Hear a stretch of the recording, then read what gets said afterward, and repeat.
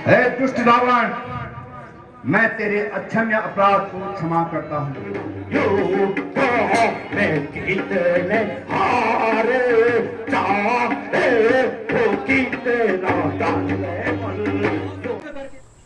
आप सभी को मेरा प्यार भरा नमस्कार। आपका एक बार फिर से स्वागत है नेगीदास व्लॉग में। जैसे कि हमने कहा था रामायण के या रामलीला के हम लोग एपिसोड चलाएंगे, तो पहला एपिसोड आप देख चुके हैं। अगर नहीं देखा है तो ऊपर आई बटन पे इसका लिंक दे दूंगा। और अभी एपिसोड 2 में आप देखने जा रहे हैं कि किस प्रकार जब रावण को नारद मुनि भड़काते हैं कि शिव शंकर के पास जाकर या कैलाश पर्वत को शिव शंभु सहित लंका में ले आए, और उसी की कमी आपकी लंका में है। तो किस प्रकार से जाता है रावण कैलाश पर्वत को उठाने शिव शंभु सहित, और शिव जी किस प्रकार से उसका घमंड चूर करते हैं, तो ये हम देखेंगे इस वाले एपिसोड में। साथ ही आपको बता दूं कि इसका पूरा वीडियो मेरे पास नहीं उपलब्ध था, तो जो भी वाकया होता है कैलाश दर्शन का वो मैं मम्मी पापा के गांव से आ रखे थे यहाँ पे, तो उनके मुंह से मैंने पहले ही वो रिकॉर्ड कर लिया था कि किस प्रकार से शिव पार्वती की वार्ता होती है। साथ में उसकी आपको बीच में मिक्सिंग दिखेगी। तो चलिए स्टार्ट करते हैं एपिसोड 2, तो अंत तक जरूर देखिएगा। जय श्री राम। हेलो नमस्कार। मैं आप लोगों को बताना चाहता हूँ कि जब रावण नारद मुनि के कहने पर और अपने बल के घमंड में चूर होकर नारद मुनि से कहता है, हे नारद, हमने भगवान और सभी देवताओं को जीत लिया है और अब हम जो हैं बहुत बलशाली हो चुके हैं। तो नारद मुनि आपको मालूम है, तो वो तो हर किसी का घमंड चूर करते हैं। तो वो रावण से कहते हैं हे रावण, तुम जाओ और भगवान शंकर और गौरा माँ से कैलाश को उठा करके अपने लंका में स्थापित करो। एक तरफ तुम्हारे सोने की लंका और दूसरी तरफ बहुत सुंदर कैलाश पर्वत, तुम्हारी लंका जो है बहुत अच्छी लगेगी। तो नारद मुनि को सिर्फ रावण का घमंड चूर करना था, इसलिए रावण कैलाश पे जाता है और कैलाश को उठा करके लंका ले जाने की कोशिश करता है। वो पूरे कैलाश को हिलाता है और भगवती माँ जो है भगवान शंकर से अनुरोध करती है। वो अनुरोध क्या है और किस तरीके से मतलब रामलीला में उस दृश्य को चित्रण किया जाता है, दिखाया जाता है, दर्शाया जाता है, वो मम्मी स्टार्ट करने वाली है। चल माँ, कम ऑन। अब जैसे पार्वती माँ बोलती है शिव जी को कि स्वामी डरी लागे कांपे सब काया, स्वामी डरी लागे कांपे सब काया, हिले वृक्ष डरे सब बनचर, हिले वृक्ष डरे सब बनचर, स्वामीन कीने शैल उठाया, स्वामी डरी लागे कांपे सब काया। हे प्यारे, यह लंका का राजा रावण है। बल के घमंड में अंधा होकर कैलाश पर्वत को उठाना चाहता है। आप धैर्य धारण करो, मैं अभी इसकी करने का फल चखाता हूँ। और इस पर शिव जी बोलते हैं, पापा स्टार्ट करेंगे। भगवान शंकर जब कैलाश पर्वत हिलने लगता है और भगवान शंकर अपना बल का प्रयोग करते हैं और भगवान शंकर रावण से कहते हैं, जा रे दुष्ट रावण तू अभिमानी, जा रे दुष्ट रावण तू अभिमानी, बल पाकर ऊन मस्त हुआ रे, बल पाकर ऊन मस्त हुआ रे, चाहत मोरी शक्ति अजीमाने, जा रे दुष्ट रावण तू अभिमानी, हा करत हाथ डलेता, हा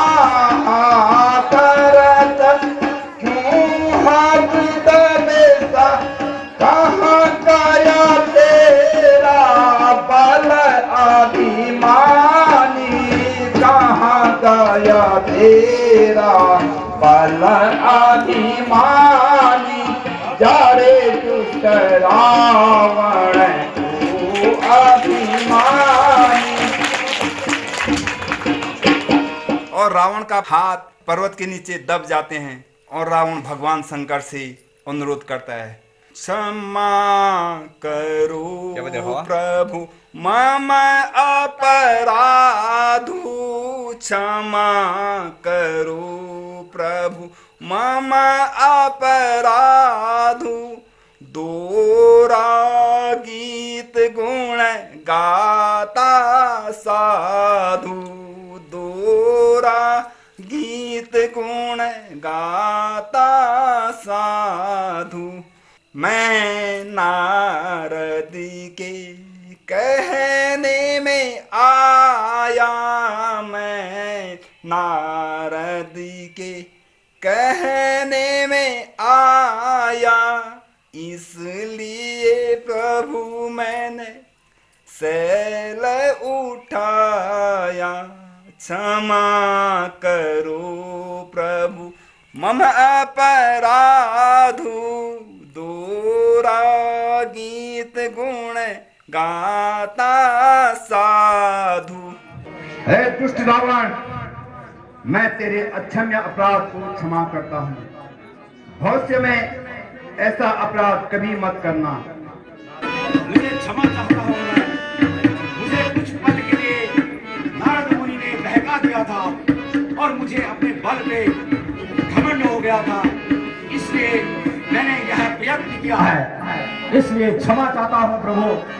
अच्छा रावण, भविष्य में ऐसी गलती कभी मत करना। जी प्रभु, क्षमा चाहूंगा।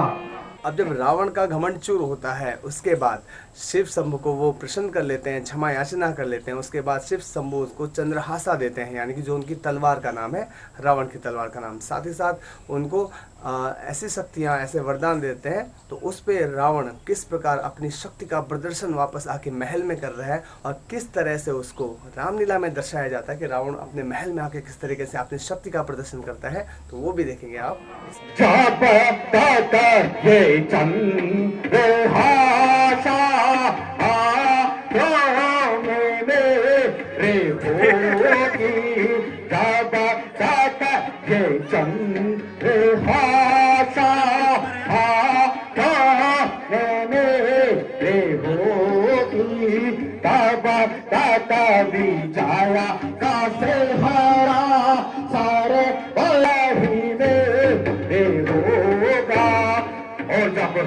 भगवान प्रसन्न हुए।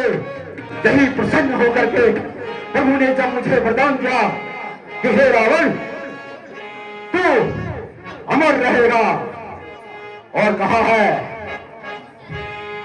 मृत्यु को जब मैं चाहूं बस हो विवाह उसी पल, मृत्यु को जब मैं चाहूं बस हो विवाह उसी पल, युद्ध में कितने हारे चाहे हो कितना डाले।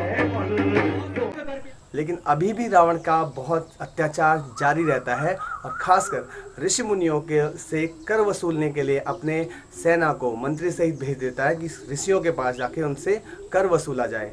और जब ऋषियों के पास उनको कर देने के लिए नहीं रहता है तो फिर देखिए क्या होता है।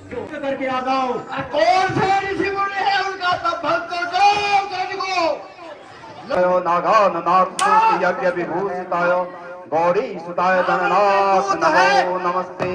ओम श्रीमन महागणाधिपति नमो, ओम विघ्न विनाशाय नमो, ओम गौरी सुताय नमो, ओम गण गणपति नमो, ओम सिद्धि विनायकाय नमो, ओम मंगल मूर्ति नमो, ओम मां महेश्वराय नमो, ओम लक्ष्मी नारायणाय नमो, ओम वीणा हृदयाय नमो, ओम सचि पुरंदराय नमो। हे दुष्ट, यहाँ क्या कर रहा है? हम ऋषि लोग हैं, हमारे यज्ञ में इस प्रकार से विध्वंस क्यों कर रहे हो? तुम्हें कुछ ना कुछ कर देना पड़ेगा ऋषियों। ये तपस्या, ये तप छोड़ दो। हे दुष्ट, हमारे यज्ञ से दूर हो। दूर ही है लेकिन नजदीक भी आएंगे।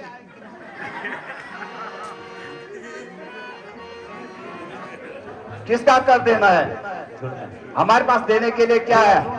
हम तो जंगलों में रहते हैं और हमारे पास खाने तक के लिए कुछ नहीं है। हे दुष्ट, अपने राजा से कहना हमारे पास कर देने के लिए कुछ नहीं है, इसलिए हम अपना खून दे रहे हैं। और लेकिन याद रखना, जहां भी ये घड़ा रहेगा जिस भी राजा के पास, उसका सर्वनाश कभी जरूर नहीं होगा। होगा हमारे राजे का सर्वनाश। हमारा राजा तो राजा है, राज्याधिपति राजा रावण की।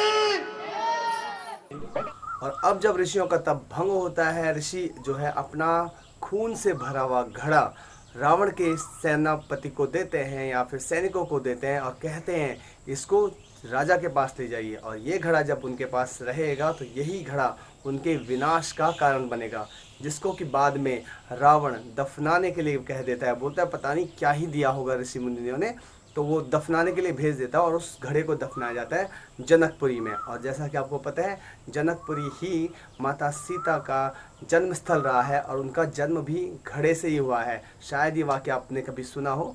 तो उसी घड़े से, जहाँ पे जो ऋषियों का रक्त वाला घड़ा जहाँ गाड़ा गया था, बाद में जनक जी जब हल चलाते हैं तो उसी घड़े से सीता माता का जन्म बताया जाता है। बताओ देख, क्या कुछ लेके आए हो ऋषि मुनियों से? महाराज बहुत मुश्किल हो गई। क्या बकवास कर रहे हो? तब भी उन ऋषि मुनियों का हम है महाराज। इतनी सी बात।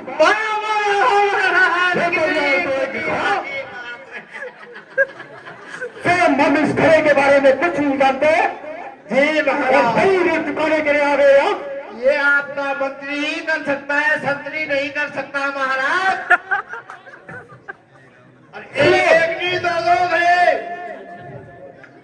तो शाबाशी तो मंत्री को मिलती ही होगी थोड़ी बहुत। मंत्री जी अब तुम इस घड़े को उठा करके लेके जाओ और उत्तर दिशा में जनकपुरी में कहीं गाड़ दो। जी हमें महाराज, खुद पता नहीं ये क्या है। चलो। सो आई होप आप लोगों को रामायण का, रामलीला का ये प्रसंग काफ़ी पसंद आया होगा। और आगे भी हमारे साथ बने रहिएगा, जुड़े रहिएगा रामलीला के नेक्स्ट एपिसोड्स के लिए। ओके, तब तक के लिए नमस्कार, टाटा, बाय बाय, जय श्री राम।